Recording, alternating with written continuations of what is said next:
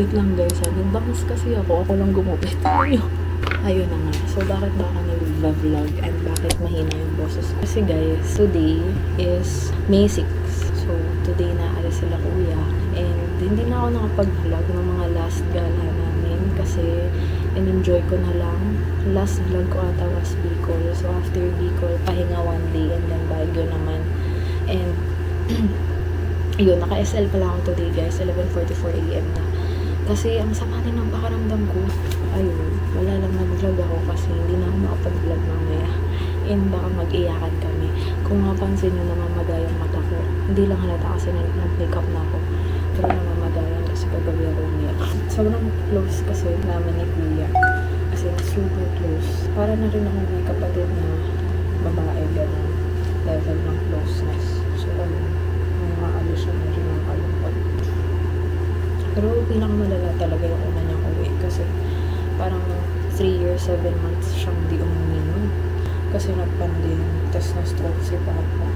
Pag napanood to ni Kuya, makatawa yun. Yan. Ito, bangle, bigay ni Kuya. And, my watch. Say hi to my vlog. Hi to Diana's vlog. Going to airport. Para ihatid yung favorite. Favorite sermonan. Hindi naman favorite na anak. Favorite sermonan. Hello, ito to. Si Bardagul. Pakita ka na, boy. Oh, halika dito sa ano. I love you. I miss you. Pwede kasi isasama si Popo. Walang mag-ano. Pwede ba sa airport ang aso? Kailangan daw na kayo.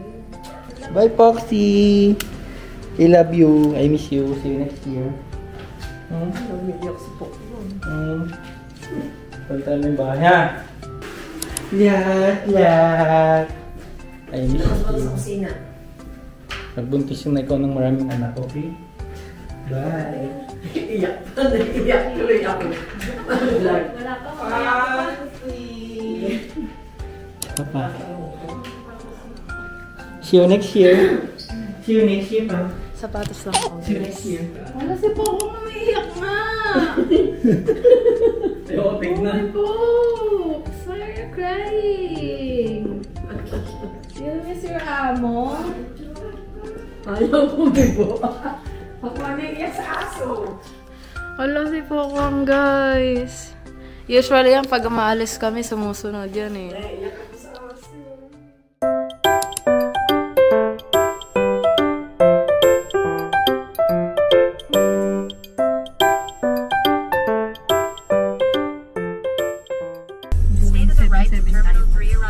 Ha? Hindi nga. Ano? Boeing pala kayo 7-7? 777. Oh my God.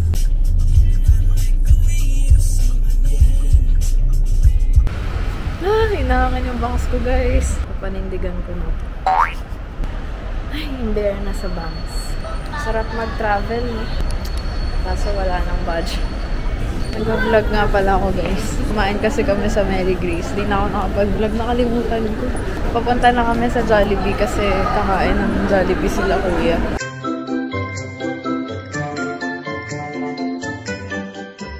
Nakita ko, guys, yung ano, yung piloto, yung Cheska. Ang ganda!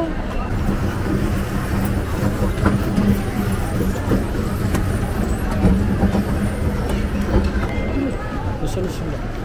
Next. Babor! Babay na. Yes, babay. Alam ko, pwede na. Hindi, dito lang.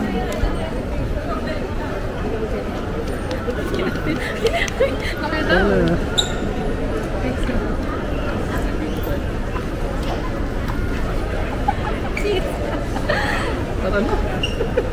Salamat, ha? Ingat. Safe flight. Ingat, safe flight. All I know is I'll be awake for an hour or two, but for now, oh for now, oh for now, I've got you.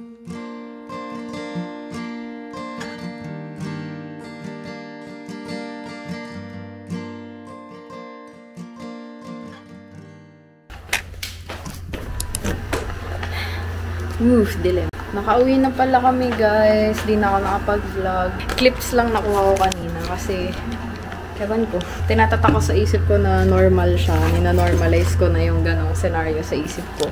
And ayun, pinapa-edit lang ako ni Kuya kasi wala akong time kasi nasa Singapore vlogs pa lang tayo guys. So, ayun. I-settle ko lang lahat ng kailangan kong gawin. Hanapin ko isa kong cellphone na mawala dito sa bahay. Papaschedule ko ng maintenance si Fuji. Mag-edit ako ng vlog. Guys, mag-vlog na ako. Wala pa si Israel. Ang lapit! iPhone kasi. Pero ayun, dito kami ngayon sa venue ng wedding namin. Yung reception ha. Nag-down na kami guys. Hindi kami makalabas eh. Dito sa parking kasi may kasabay siyang wedding.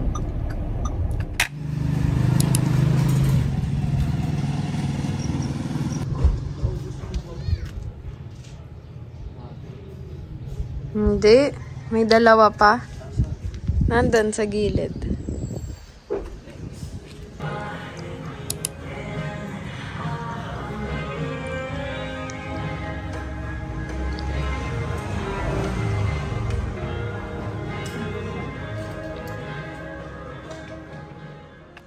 Hindi na ako sanay mag-vlog. Kasi the last time I vlogged was siguro April. Naghahabol ako ng mga vlogs. I'm working full-time, kaya hindi ko rin talaga siya masingit. And pagdating ng weekends, gusto ko na lang talaga magpahinga guys. At lumabas, alam mo yun, i-regain yung sanity ko. Ayun, kaya hindi ako super nakakapag-upload unlike before. Pero kasi diba lumipat nga ako ng work. So anyway guys, as you have read from the title, we are in our wedding planning era. Kaya pala ako nag-vlog. Wait lang. Today, we will be having the food tasting dun sa inaayin namin coordinator. Sila yung nag-offer ng all-in packages na coordination, styling, catering. So, ayun na nga. So, tatlo yung initially inaayin namin suppliers or coordinators. Yung first is super mahal. Yung second is mahal. And itong third, ito yung affordable. Ito yung pupuntahan natin today. Kaya rin ako nag 8 AM to 5 PM guys para mapuntahan yun. Kasi ang shift ko is 10 AM to 7 PM. Hirap talaga nung shift na yun guys. As in, ewan ko kung ako lang ba, pero nahihirapan ako doon. Mas prefer ko yung 8 AM to 5 AM kasi tama yung body clock ko. Yun, as I was saying, isa na to sa mga life updates ko. Kasi nga, sobrang tagal ko nang di nag-vlog. April, ano na ngayon? June, end of June. Alam niyo ba kagabi, I was watching our previous vlogs. Tapos, super na-appreciate ko yung ganun palang content. Akala ko before, mas mag-enjoy ako sa travel vlogs, which na-enjoy ko naman siya kasi nga syempre hindi ka may ilang mag-vlog kasi you're foreign to that country. Gusto ko rin naman yung travel vlogs pero iba kasi yung pressure kapag travel vlogs kasi hindi naman required ako mag-informative pero kasi syempre I put out videos about traveling. So parang kailangan responsible ako on what I inform my viewers. Ano yung mamaya gawing reference yung travel vlog ko, syempre kailangan alam mo yun, maging guide ako. Pero hindi naman ako super informative vlogs guys. Yung vlog ko super chill lang din siya. But yun nga, bukod sa mahirap mag-edit ng travel vlogs guys, I have to be more responsible when it comes to travel vlogging as compared sa mga days in the life vlog kagaya nito. Pasensya na, mamadali ako magsalita kasi andito na si Israel. Wait lang.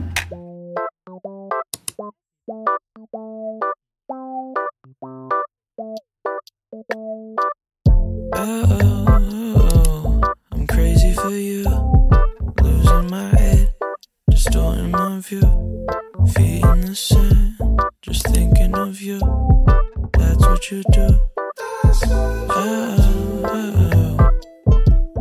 Crazy for you, losing my head, distorting my view, feet in the sand. Hello guys! Today is June 27. Mapunta kami ngayon sa another food tasting. Update lang kasi iko-compile ko naman to. Yan. Tapos may pugo kami dito. Sarap niyan guys. Tapos suka and sauce. Yummers! Let's go to Valenzuela. Layo pala guys, pero parang mga 40 minutes away lang to sa Bukawi, kila Israel.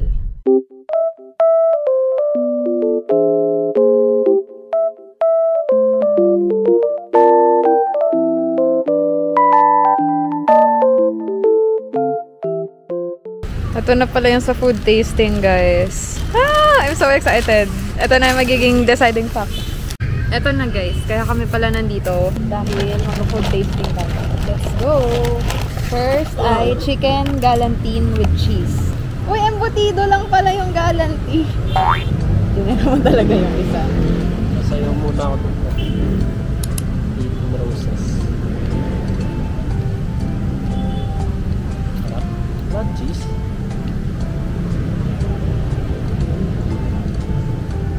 Tignan mo yung embutido lang.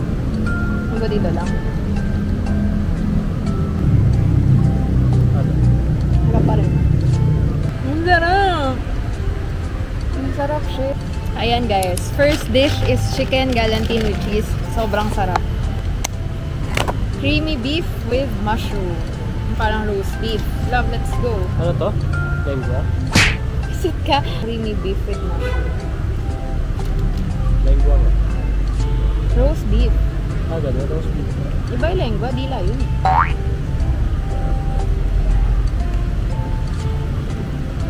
Sarap din. Kagin niya lang. Harap na ako. Wait Next. lang, wala pa. Sir El nagsa-sideline, busy. Next is fish Florentine with spinach and onion. Bongga ng mga pangalan, no guys? Florentine, what's that? So may chicken na, may beef, may fish. Oh my god, bago to ah. Usually, di ba kapag fish, sweet and sour. Ito, filet siya with sauce. Ano siya? Let's try it.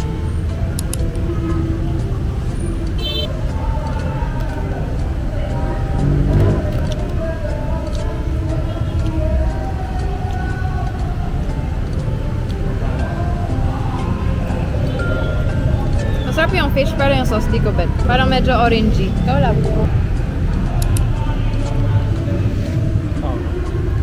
Oo, maasim baka dahil may tamakis. Oo, parang gano'n.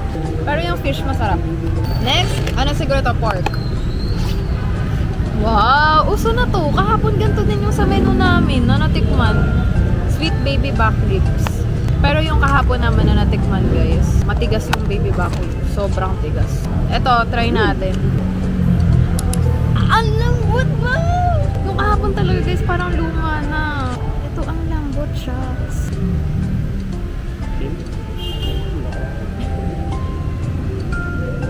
Hindi, kasi gusto ko ma-feel mo na malambot talaga siya, love. Masarap. May thyme pa siya, tsaka rosemary. Vegetable. Check natin. Hindi ko pala napapakita, guys.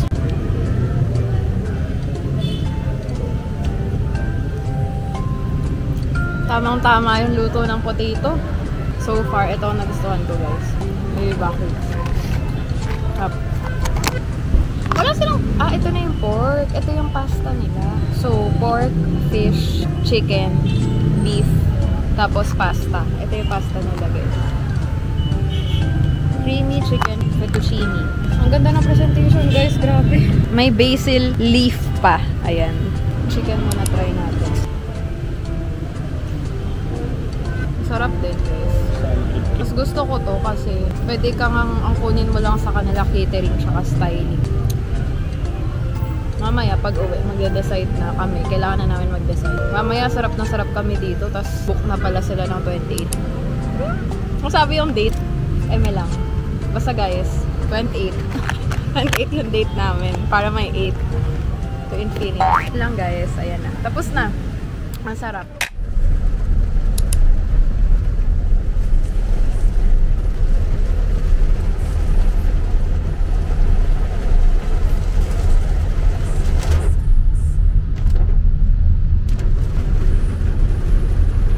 Yeah, sige po. Go. One more. Forward pa. Forward. Okay.